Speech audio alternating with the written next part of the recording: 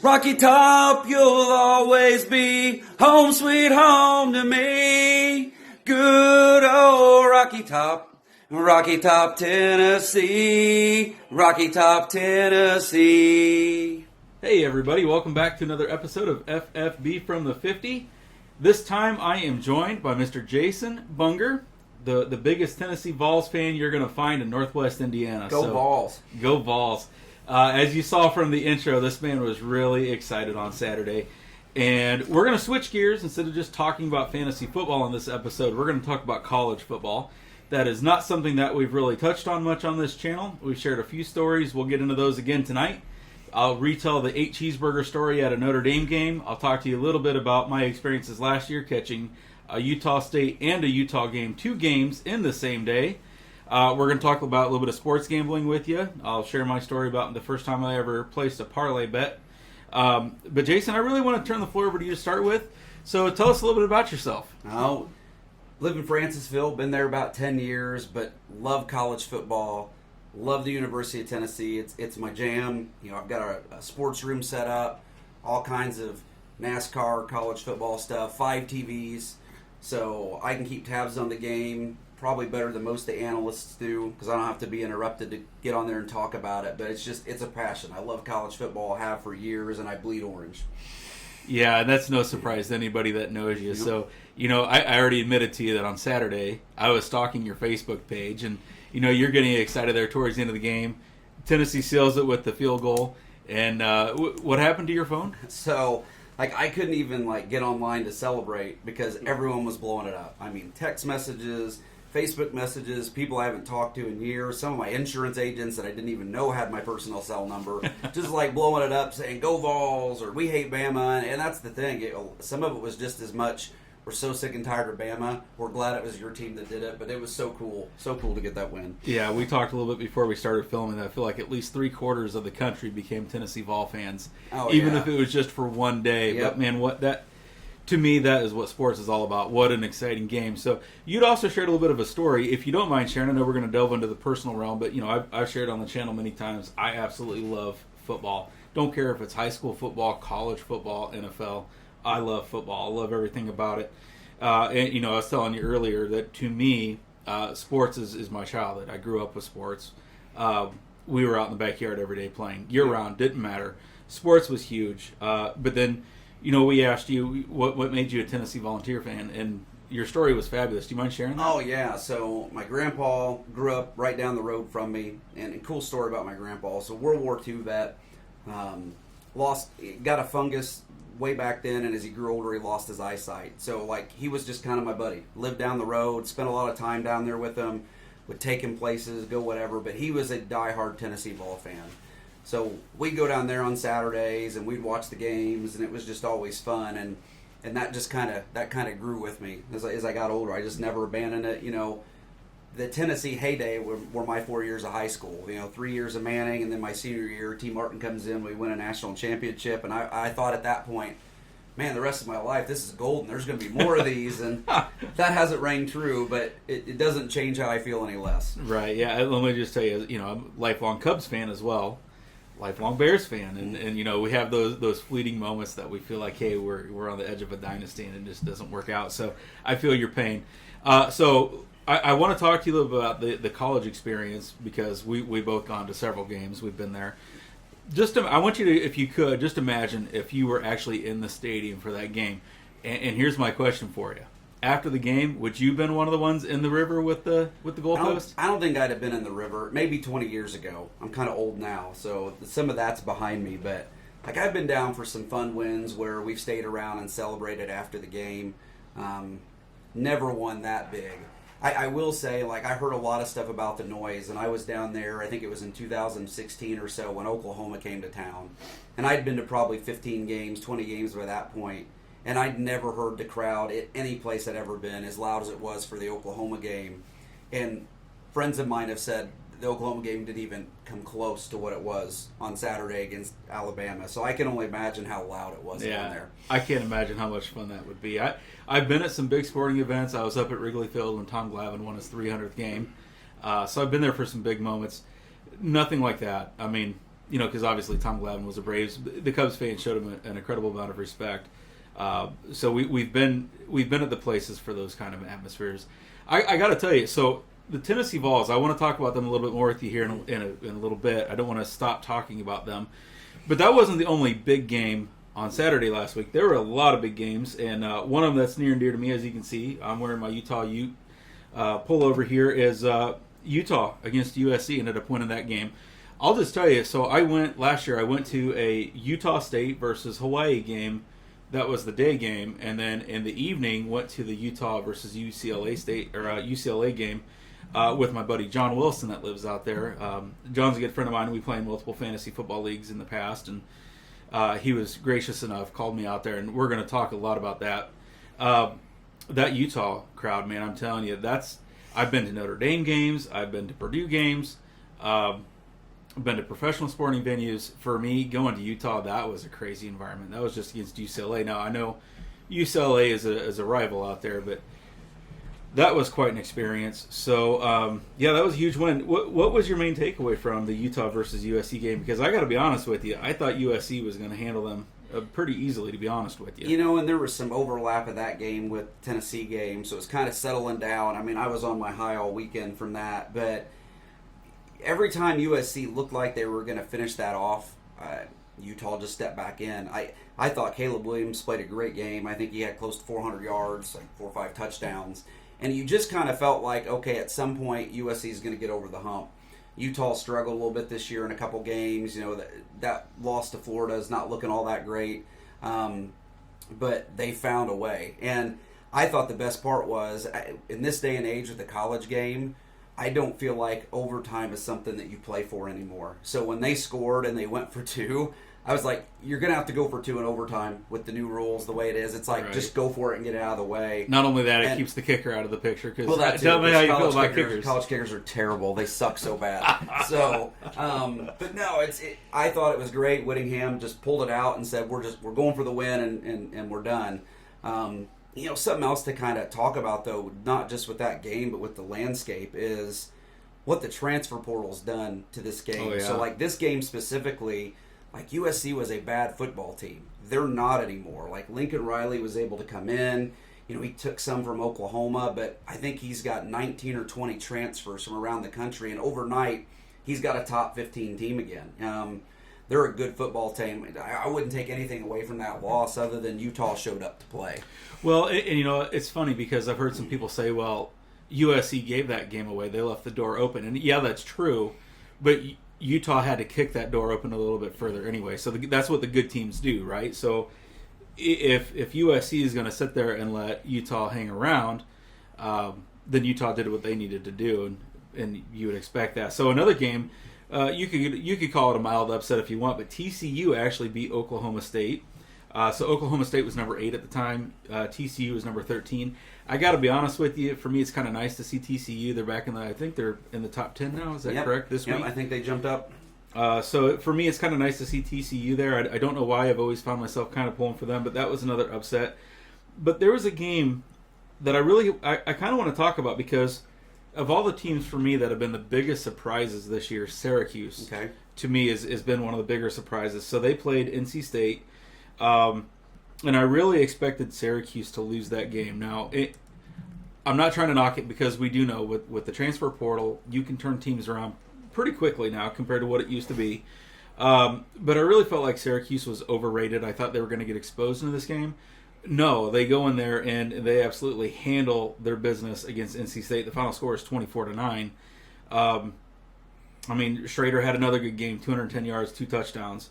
Tucker on the ground, 98 yards and a touchdown. It's just every time I think that Syracuse is going to drop and get exposed as a phony, as a fake, they end up pulling out another win, this time against a top 15 school at the time. Are they for real? I think Dino is a good coach. I think there's 2 conferences right now that may not be top-heavy playoff contender conferences, and that's the ACC and the Big 12. But I think they're deep. I think there's some good teams there, maybe not some great ones.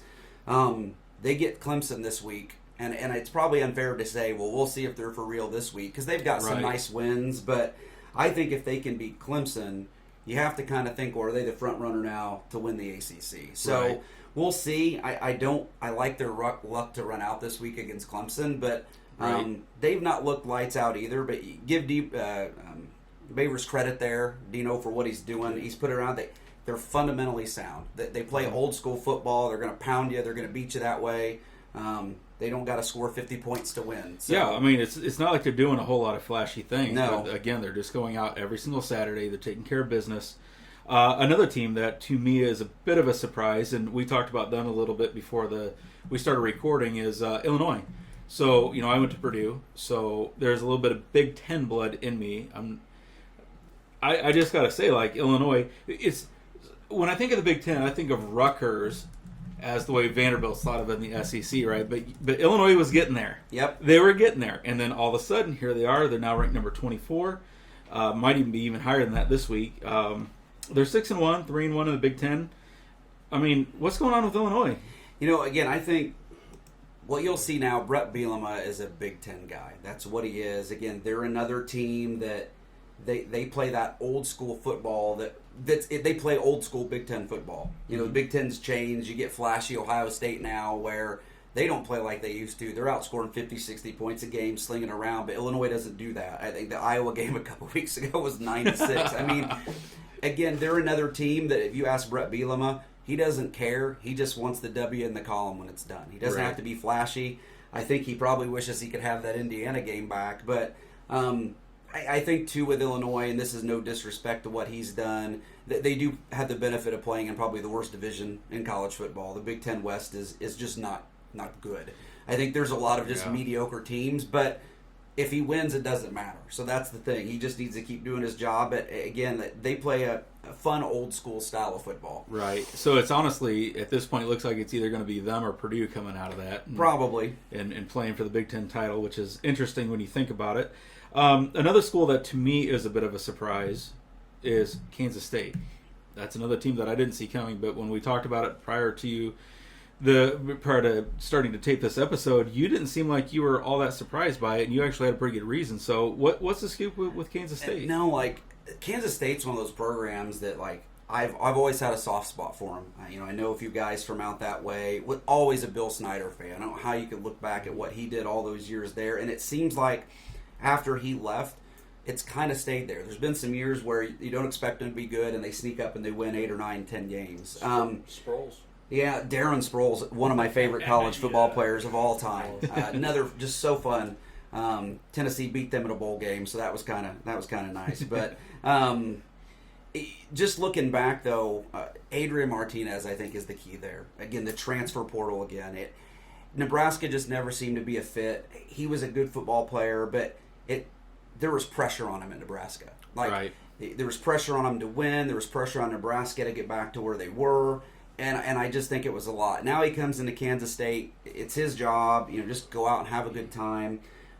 Some of the numbers this year, he's put up. He's not putting up gaudy numbers, but he doesn't have any turnovers yet this year. So good, smart, clean football. Yeah, like last year, you could count on him at some point in a game. He was going to put the ball on the ground, maybe multiple times, and he would always do it. Not that there's a good time, but they needed to make a play. He'd fumble the ball. This year, he's out there, he's relaxed, he's having a good time, and I really think that's the story. Again, it's kind of one of those you kind of wish they maybe get that Tulane game back, but again, the Big 12 is they're a deep conference, and I think they're a good conference. I'm not sure if TCU is going to be able to hold on. Texas with Quinn Ewers is playing better, so I think you're going to see some teams lose some games there, but top to bottom, they're one of the most fun conferences to watch. Yeah, I mean, and Tulane is ranked number 25 now this week again. They're still 6-1, so can't take anything away from them. So, we're just talking about K-State and TCU, so they're looking ahead towards this week. They're actually playing each other. So Kansas State this week is ranked number 17. TCU is number 8. What are your thoughts on that one? I like TCU in this game. I won't be surprised if Kansas State wins, but TCU right now kind of seems to be on a roll. I think as they get into later in the season, that Texas game is going to be a fun one. But right now, I like them to beat Kansas State. But if Martinez plays like he did in the Oklahoma game, and really most of the games this season, they're going to give TCU all they can handle.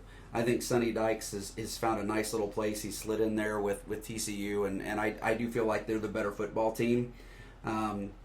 But I don't feel like if Kansas State loses this week, it's going to be because you've got Adrian Martinez of old. He's going to come play a good game, and if they get beat, it's because TCU's just better. Just a better team. All right, so got another big matchup this time in the SEC. We got Bama versus Mississippi State. Does Bama come out angry and get a victory, or are they reeling? I think they win this game, and I think they win this game big. I like Mississippi State. Mike Leach might be one of my favorite head coaches of all time. But he always finds a way at some point to do something he shouldn't do, and that was last week. Kentucky was kind of reeling. Will Levis was coming back. That was a game that Mississippi State should have made a statement in, and Kentucky outplayed them the whole game. They got gifted an interception late in the game for a touchdown that kind of made it close. Then Kentucky went right back down and scored. On paper, the rosters just aren't close. And I do think Nick Saban, and especially if you pay attention to the Alabama fans this week, there are a lot of unhappy people down in Tuscaloosa. So, and that's where the game is. It's so I think Mississippi State's walking into a bad situation. Will Rogers is a great quarterback. Leach can score points, but I wouldn't be surprised if Will Anderson has a big game and they beat up on Mississippi State pretty bad. Yeah, I hope not. Go Coach Leach. I was going to say, I hope not. But Coach Leach is one of those guys where you feel like, and a little bit like Chip Kelly too, always feels like he's got to be the smartest guy in the room to the point where maybe sometimes to the detriment. Yeah. Just sometimes don't be so clever. Don't try to be so fancy. Don't be so complicated. Just go out and take care of your business. I mean, if they're not playing Tennessee, I'd love if they go 12-0 because that's 12 post-game speeches we're going to get from Coach Leach. You just can't beat that stuff. Right? No kidding. All right, so you mentioned Quinn Ewers a little bit ago. Love the hair, by the way. Does he still? I think it's like the flowy mullet. Yeah, he's still got the mullet going, right? A lot last week. So yeah, man, I love that. Now he was at Ohio State, right? Yep. He was one of the ones that used the transfer portal. Yeah, it's funny. I think his situation was, he opted out of his last year of school. Yep. Because he wanted the likeness deal. He got a pretty good likeness deal, and then I don't think the intention was him forever. He went and got his money because they couldn't do it in Texas, and the plan was to come back to Texas. And he's a Texas boy. He's from there. Yeah, and then I don't think it hurt that Sarkisian came in too, because now you got that offense and what he's done in the past. It is a match made in heaven. When he originally committed to Ohio State, that was kind of what people were suspecting. Yep. Let's go get the deal. Let's get the money. But yeah, he's a Texas boy. He's back home. He's rocking the mullet, looking pretty good. They're facing Oklahoma State. I got to be honest with you. I know Oklahoma State's ranked number 11. Texas ranked number 20. This is going to be, I don't want to say this is even really a bold prediction. I think Texas is going to pull this one out. I'm leaning that way right now, too. I think in this game it comes down to Bijan Robinson. Oklahoma State is, the last couple years, has shifted from a team that was very much offense, no defense. Mm-hmm. They still have an adequate offense, but defensively they're better than people realize. But I think if Robinson has a big day, he's already got 10 touchdowns on the season, right? But it's crazy. It's going to open things up for Quinn Ewers. So okay. I think him coming back for a game or two might be beneficial now that Oklahoma State can see it. But I won't be surprised if Texas wins. Yeah, and the game's in Stillwater. But at the same time, what did Texas do to Oklahoma? What was that? That was bad. Oh, man. I was watching some of that game, and I remember the last year. So last year we were at a cross-country meet, and I didn't get to see the beginning of it, and Texas jumped up 27-0. I was like, oh, my gosh. And then Oklahoma came back and won. Yep. So flash forward to this year, they're up 28-0, and it's like, does Oklahoma respond? And they just didn't. They had no answers. No, I think last week was good for them. Maybe Oklahoma's turned a corner. I think they've got a bye week this week. I might be wrong, but offensively, having Dylan Gabriel back will help Oklahoma, but I think they'll turn the corner a little bit. But there were a couple bad games for Oklahoma there. Yeah, for sure. All right, let's go out to the West Coast because we have a top 10 showdown in the Pac-12. We got number 9 UCLA traveling to Oregon. Now UCLA is number 9, Oregon is number 10. Who do you got in this one? So I've been a big fan of what Chip Kelly's done. Last year I thought they were better. They were a good team. They lost a game or two they probably shouldn't have. I think they're a really good football team. If you'd asked me 3 weeks ago, though, I'd have said UCLA wins this running away. Oregon seems to kind of found something. I think that early season loss to Georgia, they kind of struggled a little bit in a few weeks to kind of get the identity back. But Bo Nix has been, he was like a 60% passer at Auburn. He's slinging the ball around 70% now. He's playing better ball. I I think this will be a fun game. I think this could be a last possession wins. But right now, I'm leaning towards Oregon in this game. Right. So I saw UCLA play last year against Utah, and Utah handled them pretty handily. But the stud quarterback for UCLA, Dorian Thompson, Yep. Robbins? Yep. Dorian Robbins. Yeah, Thompson. Yeah. He was out that game. He was injured, so I didn't get to see what UCLA was fully capable of. Man, they could be a fun team. They really could be a fun team. I'm excited to see. Now, you had already mentioned the Syracuse-Clemson. They're facing each other this week. I think Clemson's going to win this one rather handily. But, looking back even at last year, this isn't the same Clemson team that we were used to seeing under Trevor Lawrence and Deshaun Watson before them. So they're not the perfect team. Is there a window of opportunity for Syracuse here? There is, and I'm going to botch the last name, and I hear it all the time, but DJ Uyunglele, whatever. He last year it didn't click all year, and he's not been lights out this year, but he's been better. Kind of looking a little more like the Notre Dame game from 2 years ago, and the few games he subbed for Lawrence. He's kind of finding that. Dabo's just stubborn, doesn't do the transfer portal thing, does things his way, but he's extremely loyal to a fault. Right. But again, I do think top to bottom, they're a better football team. I'm not saying Syracuse doesn't have a chance. Parity in football is at a level it's never been before. This is true. And I credit that to a couple things, so this is going to sound terrible, but COVID was one of the best things that ever happened to college football because of the free year the kids got. Right. So that extra year, when you look around at all these universities that have these 5th and 6th year guys that weren't going to go to the NFL, that had the opportunity to come back and stay, it's just closed the gap. I'm getting off the subject a little, but I kept hearing this weekend about, well, Alabama's not as good as they were last year, or maybe Georgia's not as good. They haven't taken a step back. All these kids that have come back another year have closed that gap. Right. And again, I think this is probably what you're seeing out of Syracuse and benefit to close that gap. But I do think Clemson's just a better football team. Well, I got to tell you, too, in looking at that, if that is the case, to me it's made for a more exciting brand of college football. I like this parity. We've got teams that I did not think would be in the top 25. We've got teams like Purdue knocking on the door. We've got teams that are perennially are in there, and they're not. All right, so let's take a look here real quick. Week 8. Any bold predictions? Anything that you see coming down the pipe here that might shock some people? So early in the year, I made a comment to a friend. I said, don't be surprised if when the season ends, the playoff consists of 2 conferences, and that's 2 SEC schools and 2 Big Ten schools. The Pac-12's chances, I think, took a shot last week with USC losing. UCLA can still go undefeated, and if they do, they're in. I think Clemson, the same situation. If you've got a few undefeateds in the big conferences they're in, I don't feel like that's going to happen, though. I don't feel like Clemson's good enough to get through undefeated. I feel like the Pac-12, attrition's just going to get them. Right now, if I had to make my prediction, I've got Ohio State, Alabama, Michigan, and Georgia in. And then the first couple out, I've got Tennessee, Clemson, and Ole Miss based on the way the season's playing. So I don't know about bold predictions down the line, but right now I still stick by I like the fact that you're going to have 2 SEC and 2 Big Ten schools. Okay, so you're going to love what I have to say. Okay. Because I've got Tennessee in the playoffs. I would love it. Love it. But here's the reason why. So I'm not just going to say that to make you happy. I'm going to back this up by a little bit of logic. All right, so looking at Tennessee right now, they're 6-0. They just knocked off Bama. So that's a feather in the cap. And when push comes to shove, that's going to get looked at. So we saw last year both Bama and Georgia make it in, right? And what was, neither one were going to get in undefeated. That just doesn't happen, right? You're not going to see that in the SEC. The fact that Tennessee already has that, the fact that they put up how many points? How many points against Bama? 52. 52 points. Half against 100. Bama, right? So we're not talking about a team that's incomplete. Bama's offense is good, so giving up over 40 points to Bama, there's a lot of schools that are going to give up over 40 points to Bama. To have a school that can hang that many points on Bama's defense, that's pretty stout. I think Tennessee's in and Bama's out. So the way I see kind of the season playing out, and this maybe there's still part of me that's just not sure. I don't want to believe yet just to make sure.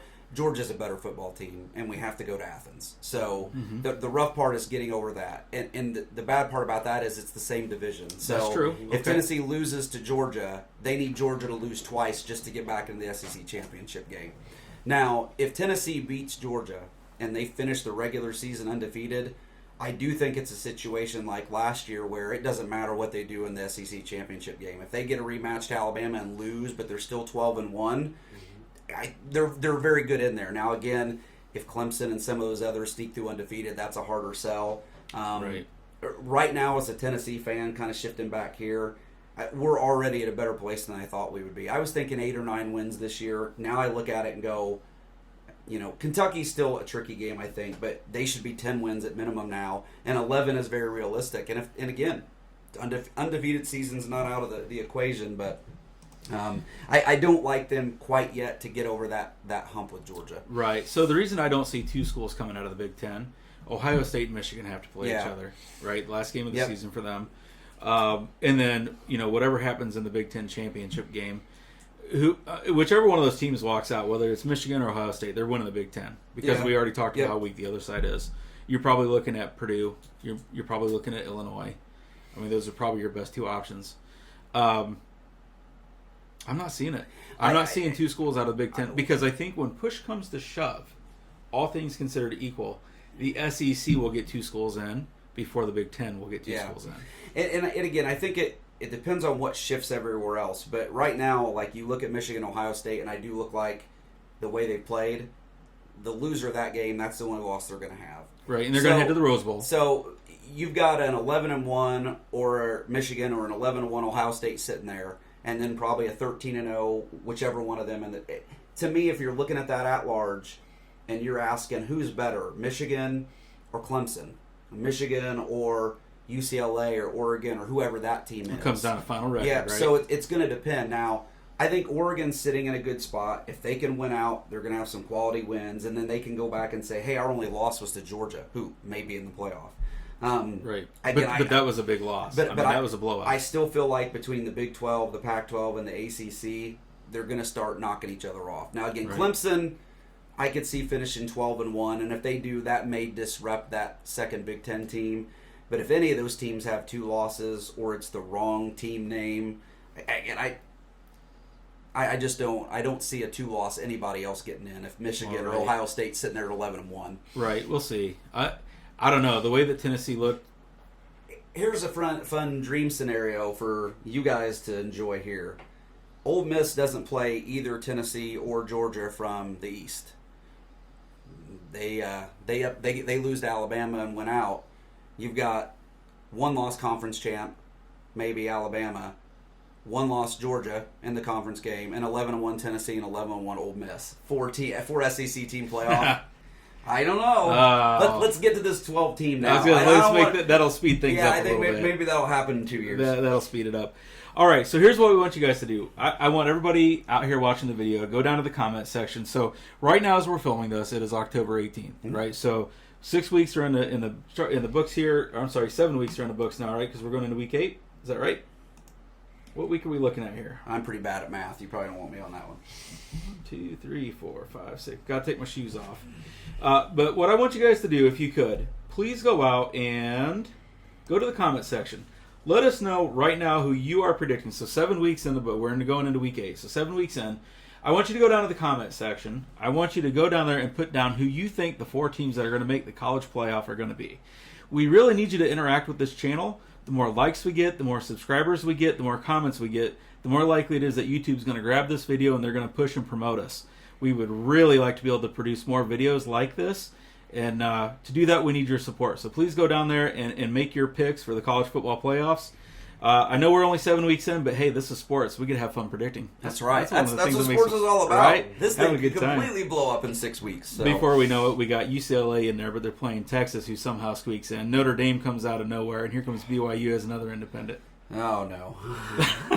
We didn't even mention Notre Dame. What's going on with that? I don't think there's panic mode yet. So a lot of Notre Dame fans, especially here where we live, you hear it. I think they were so anti anything Brian Kelly was doing on his way out the door that I could have stepped into the Notre Dame job and they'd have been like, oh, Bunger's the answer. He's going to turn it around. Best coach ever. I think realistically you have to understand the hurdles that Notre Dame already has just to have the talent. Yeah. And Brian Kelly, love him or hate him, is a good coach. So you got a defensive-minded guy coming in, Brian Kelly going out. I think Freeman will be okay. I don't think it's time to hit the panic button. you would like to see them win a game like the Stanford game this past weekend. But I think realistically you have to go, can they get to 6 or 7 wins this year? The recruiting classes looks amazing. What do you do next year? And it's hard for me to say that because I've been a Tennessee fan for so long. It's like this year, okay, next year, and then it just keeps stacking. I think Notre Dame will be fine. I think Freeman will be fine. And if not, 2 or 3 years, you find the right guy. They're a program that'll be okay. It's just not happening this year. Right. Did I ever tell you about my funny Notre Dame story? I've got one too. Let's hear yours. All right. Well, before we do, folks, we're going to go ahead and hang up on this episode. Come back for part 2. We're going to break this up into bite-sized pieces. So come back for part 2. We're going to talk about our college football experiences actually at the stadiums, the fun time that we've had there, and all the things that makes college football absolutely wonderful. It's the best. All right, folks, come back for part 2.